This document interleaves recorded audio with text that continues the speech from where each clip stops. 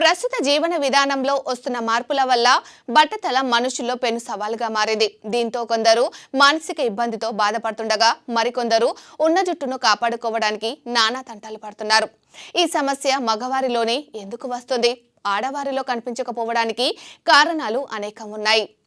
గాలి, నీరు, ఆహారం కలుషితంతో పాటు సరైన పోషక ఆహారం తీసుకోకపోవడం బట్టతలకు కారణమని, జన్యులోపం వంశపారంపర్యంగా ఇది వస్తుందని నిపుణులు పేర్కొంటున్నారు.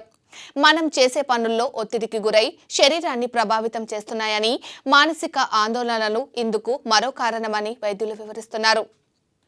పురుషుల్లో బట్టతల రావడానికి టెస్టోస్టిరాన్ ప్రధాన కారణమని నిపుణులు చెబుతున్నారు. దీనివల్ల టెస్టోస్టిరాన్ డీహైడ్రేట్ టెస్టోస్టిరాన్ గా మారి వెంట్రుకలు రాలిపోగా కొత్తగా రాకపోవడంతో బట్టతల ఏర్పడుతుంది. అయితే ఆడవారిలో మాత్రం ఈ హార్మోన్ చాలా తక్కువగా ఉంటుంది.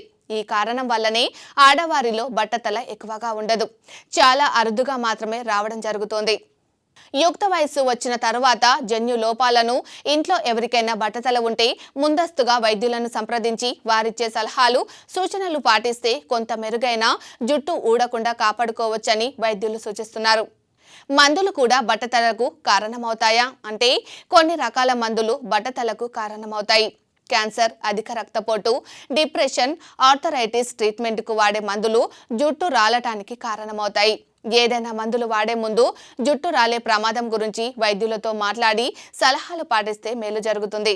ఇక పోషకాహార లోపం కారణంగా జుట్టు రాలే అవకాశం ఉంది. విటమిన్లు సి, ఏ, డి, ఈ, బయోటిన్, ఐరన్ సమృద్ధిగా ఉండే సమతుల్య ఆహారం తీసుకుంటే జుట్టు పెరుగుదలను ప్రోత్సహిస్తుంది, బట్టతల ప్రమాదాన్ని తగ్గిస్తుంది. నాణ్యత లేని సబ్బులు వాడడం కూడా జుట్టు రాలడానికి ఒక కారణమని వైద్యులు సూచిస్తున్నారు.